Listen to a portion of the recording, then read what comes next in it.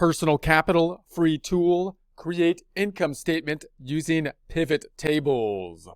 Remove the cap on your capital by using personal capital, free tool. Here we are in our personal capital practice problem. In prior presentations, we practiced linking to an institution and pulling information that we can then use for our practice problem. We're now putting together an income statement, thinking about a situation where we may need to pull out that information for business purposes to create, say, a Schedule C for something like gig work. The same concepts being applicable if we want some other income statement, such as a personal income statement for budgeting or our personal performance, noting that this is not the place where personal capital really shines, because personal capital typically shines on the personal side of things as well as on the net worth side of things, but it does provide us the information we can put together to create an income statement from the transaction detail. So in prior presentations, we went to the overview, we went to the transactions here, we then looked at the transactions that we could see in multiple different locations, meaning from credit cards, also from bank accounts and whatnot, which you could group into one area, which is nice. This is a good benefit to have. Then we assigned categories, which we need to do no matter what accounting software we do, whether it be QuickBooks or anything else. And then we assigned tags as well, so that can help us to further distinguish, and we use those for personal versus business information. And now we could take that information. We then went to our cash flow information, and we exported a CSV file, which is basically an Excel file. Now that we have everything categorized, now we're just going to take that and put it into a table, simply grouping together the categories that we need. So if we go back to Excel, here's going to be the data that we then exported. We categorized it here, and we categorized it with the tags. We then used this to create a table, which we looked at last time, simply grouping together information in a table and using that to construct an income statement, just adding up the like categories, simply sorting by the like categories. Now we'll do the little bit more advanced item. I'm going to go back to the first tab. We'll use pivot tables this time. So I'm going to copy the data once again. I'm going to put my cursor on the data tab, hold down Control, left click, drag over to the right, and then I'm going to double click on this tab, and I'm going to call this pivot table. And that's what we're going to do this time. We'll insert a pivot table. It's actually called a pivot table with an O. I say it like pivot. Seems like an I. It seems like it should be an I to me. That's how I would spell it. That's how I did spell it. But in any case, it has an O. But I'm going to go up top, and then what we need is we're going to need the date information, and then we don't really need the account or the description. We need the category, the tag, and the amount. So we don't really need the account and the description for what we're doing at this time. You might want to keep them because it can add you another pivot section for your pivot table, but it kind of complicates things as well. So I'm just going to go ahead and remove those. I'm going to put my cursor on B and then select over to C, let go, right click on the selected area and delete it. And so there we have that. And so then this all fits. So I'm going to hold down Control, scroll up just a little bit so this is a bit larger. And then I'm going to open up column A so we can see the date range. So there we have our information. I'm going to open up column C as well so we can see the tags a little bit better. And then we might want to format our numbers. So I'll put my cursor here, right click on that column, format the numbers. I like to make them currencies and red, and negative numbers red and bracketed. Remove the dollar sign, and I can remove the pennies because I don't think we need the pennies on it. So we'll go ahead and save that. So there we have it. Also just note that if you have any blank categories, like categories where nothing was assigned, or say tag fields where nothing has been assigned and it's a blank cell, you might want to go through and just make sure that you have assigned something to it. So for example, these tags I'm going to say should all be personal or business. If they're not, it'll probably still be okay. But when you do a pivot table, you really typically want, or any table for that matter, you don't want blank cells. You want something in there. Even if it's just an NA for not applicable or something like that, then you want something in there typically, because that's less likely that it's going to cause a problem with the pivot table, because the pivot table, the data table wants to see something in the cells. Then I'm going to go back up top. I'm going to make the first category or the first row boldened, so that the table knows that that is going to be the header column. So I'm going to select those items, go to the Home tab up top, Font Group, and we're going to embolden that item. Then I'm going to select all the data and simply add the pivot table. So I'm just going to select all the data. I'm going to go all the way down. It's just to make sure that it's all included in the pivot table. Then we're going to go to the Insert tab.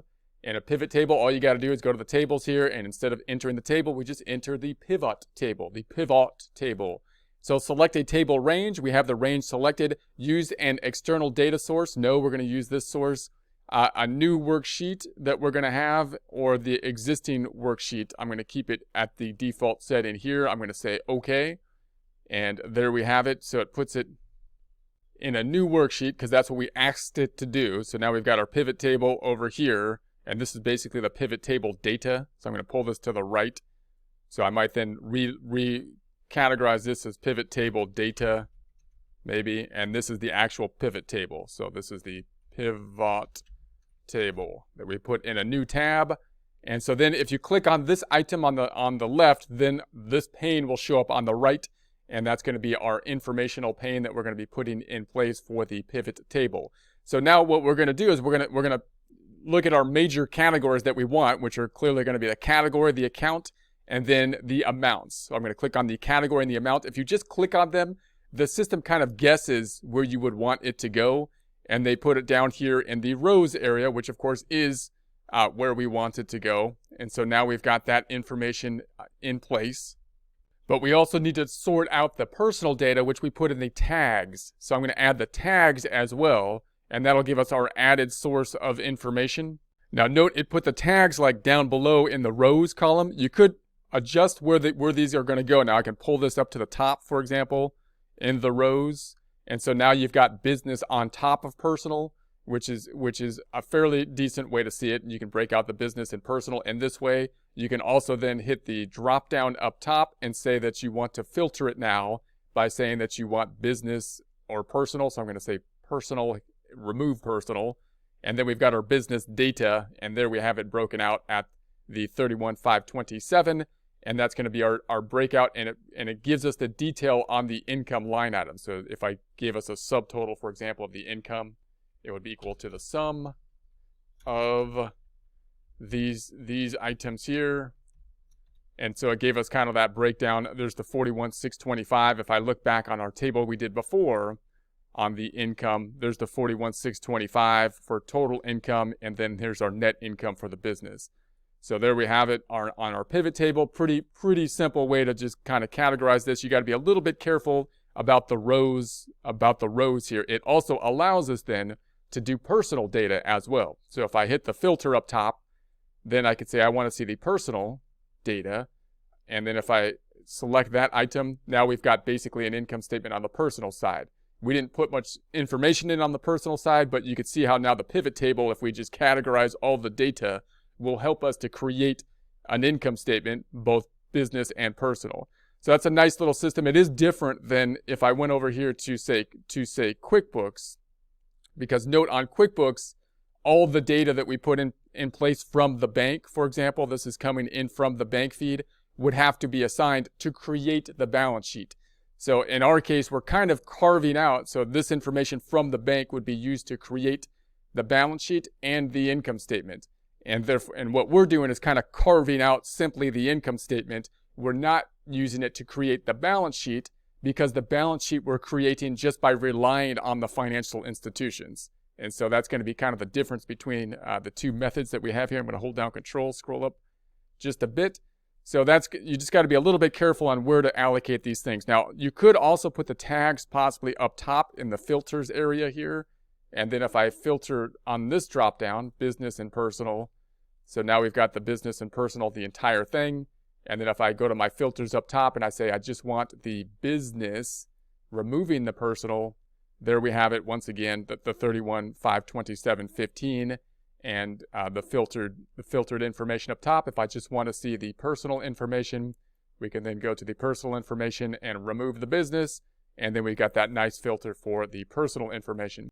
You can also test out the date information, which typically you might want it by month or something like that. So notice we have a date field, and we also have a month field down here, so they break it out by the months. If I click on the month field, then it's going to sort the months. You can then once again pull the months up above the categories possibly and take a look at what that looks like. Then you got it broken out by January, February, and March. So you got your detail in that format. Let's put it back to the business information.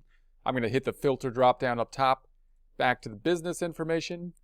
And so there we have it for January, February, and March in terms of the business. So you can see it in that format. You also might try pulling the filters for the month up into the filters area up top, and then seeing it in this format so that we can then filter by the months as well, and say I want to take a look at, select the particular months, and then possibly if we just want January, for example, if I remove all of them, January, and so there we have that. So that's another way that we can use that filter, which might be useful. May also be useful to pull that months into the columns category, months on over into the columns. And then maybe we want to add multiple months, so January, February, March, let's say, and then okay. There's already data, so I'm going to say okay. So there we have it. So that's another way that you can kind of format this. So if you work with these pivot tables, there's actually a lot you can do with the data that you put in place. So originally we're thinking about just taking that data, try to carve out a small gig work income statement. But you can see you can actually break out a month-by-month comparison for it. You can filter between business and personal, and you could do that in using just about any kind of software that allows you to download the data and then apply the tags. Notice we had two ways that we tagged this. We had the tags that were business and personal, allowing us this toggle feature, and then we also had the categories, basically account categories, and then of course a date field, which allows us to break it out by date. Anything that has that, you could basically use a pivot table and throw it into a pivot table, and you have all these options, although it does take a little bit of time just to get used to the pivot table. If you're not used to the pivot table, then clearly if you're just, trying to pull this data in and pick up just what you need for like an income statement, you could just click the related fields, which you would think would be the category field, the amount field, and then the tricky thing is to add that tags, and then that tags field, and make sure that it's somewhere populated that it'll flow right, meaning you want the tags on top of the categories if you're keeping them in the rows, and then you can filter in this format by the business and personal tags, or all of it, or you want the tags basically up top, possibly in the filters, and then once again you can use that in the filtering area. But really useful tool, the pivot tables, and there's a lot more to them than that, and you can research. There's a lot of information on pivot tables, but once we have that in a nice table format, then we can apply the pivot tables.